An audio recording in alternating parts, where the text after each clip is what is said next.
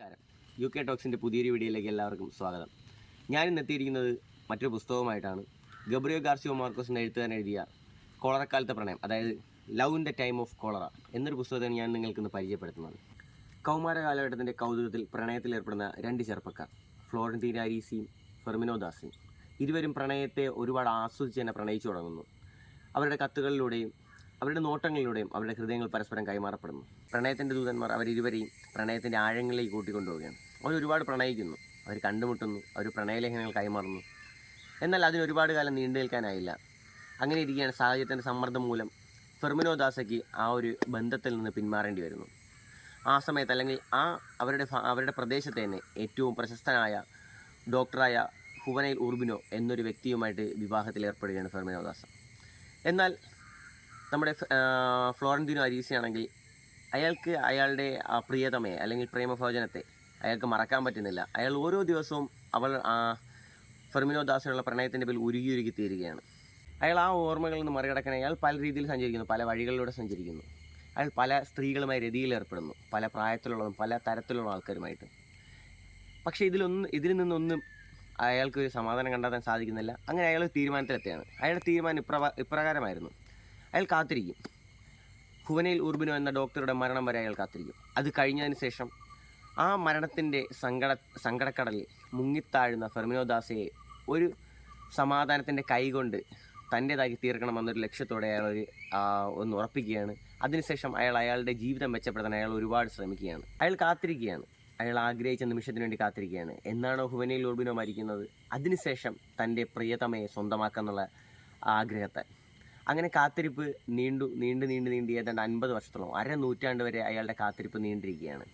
അങ്ങനെ ഇരിക്കുകയാണ് ഡോക്ടർ ഹുവനൈൽ ഉർബിനോ കോണിപ്പടിയിൽ നിന്ന് വഴുതി വീണ് മരിക്കുന്നത്.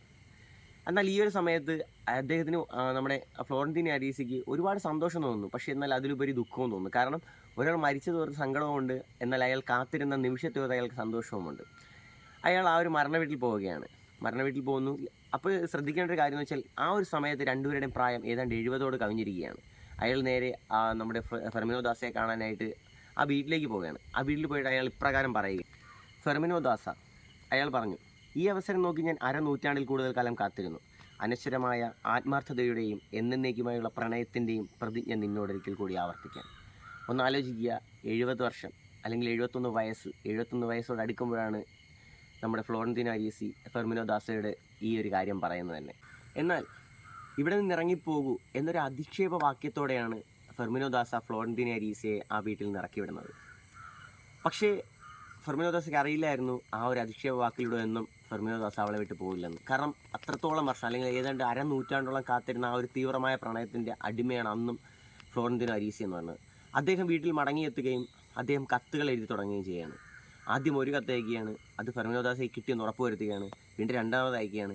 അങ്ങനെ ആഴ്ചയിൽ ഓരോ കത്തായിട്ട് അയച്ചുകൊണ്ടിരുന്ന അയാൾ പിന്നെ ദിവസം അല്ലെങ്കിൽ സ്ഥിരം ഓരോ കത്തും 2 കത്തുമായിട്ട് അയച്ചു തുടങ്ങിയാണ്. ഉറപ്പില്ലായിരുന്നു അവൾ ആ കത്ത് സൂക്ഷിക്കുന്നോ വായിക്കുന്നൊന്നും. കാരണം ഒരു മറുപടിയും അദ്ദേഹത്തിന് തിരിച്ച് കിട്ടിയിട്ടില്ലായിരുന്നു. അയാളുടെ കത്തുകൾ ഒരുപാടായി.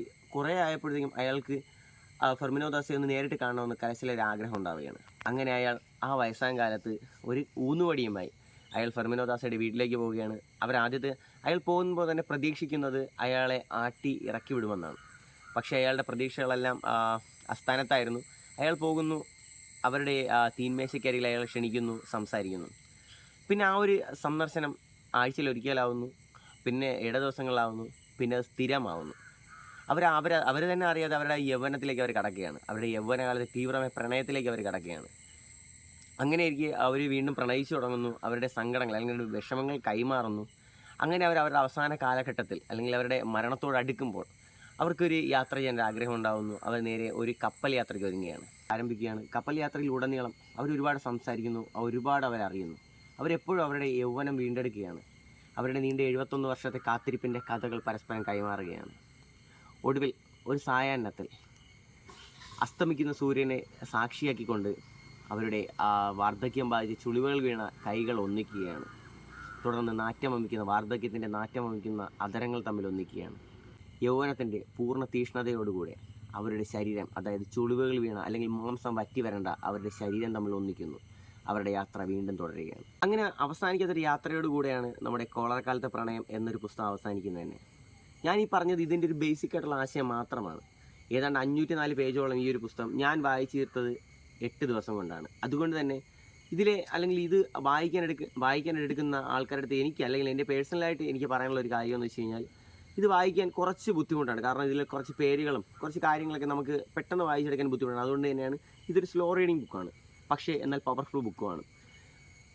എൻ്റെ വ്യക്തിപരമായ അഭിപ്രായത്തിൽ, അതായത് വായനയിലാണ് ആദ്യമായിട്ട് മുന്നോട്ട് വരുന്ന ഒരാളാണെങ്കിൽ ഒരിക്കലും ഈ ഒരു പുസ്തകം വായിക്കാനായിട്ട് എടുക്കരുത് എന്ന് ഞാൻ പറയും. കാരണം ഇത്രയും നല്ലൊരു ബുക്കാണ്, പക്ഷേ വായനയിൽ ആദ്യമായിട്ട് വായിക്കുന്ന ആളാണെങ്കിൽ ചിലപ്പോൾ ആ പുസ്തകത്തിന് തന്നെ വെറുത്തു പോകാൻ ചാൻസ് ഉണ്ട്. അതുകൊണ്ട് ഈ ഒരു പുസ്തകം എന്നാലും നിങ്ങൾ വായിച്ചിരിക്കുക. നിങ്ങളുടെ ബുക്ക് മാർക്കിൽ തന്നെ ഈ ഒരു പുസ്തകം എപ്പോഴും മാർക്ക് വെച്ചിരിക്കുക. കാരണം പ്രണയം എന്താണെന്നും അല്ലെങ്കിൽ കാത്തിരിപ്പ് എന്താണെന്നും നമുക്ക് എന്താ പറയുക, ഒരു സംശയവും കൂടാതെ തന്നെ അതിമനോഹരമായിട്ട് അറിയിച്ചു തരുന്ന ഒരു പുസ്തകമാണ് കോളറക്കാലത്തെ പ്രണയം.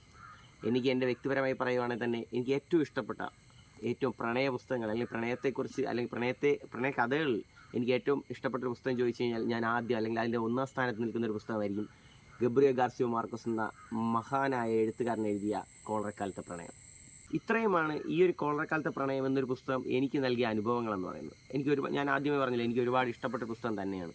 അതുകൊണ്ട് തന്നെ ഇത് വായിച്ച ആൾക്കാർ ഒരുപാടുണ്ടായിരിക്കും. ഈ വായിച്ച ആൾക്കാർ നമ്മുടെ വീഡിയോ കാണുന്ന ആരെങ്കിലും ഉണ്ടെങ്കിൽ നിങ്ങളുടെ അഭിപ്രായം ഇതിൽ കമൻ്റായിട്ട് രേഖപ്പെടുത്തുക. ഇനി നമുക്ക് മറ്റൊരു വീഡിയോ ആയിട്ട് വീണ്ടും കാണാം. അതുവരേക്കും ഗുഡ് ബൈ.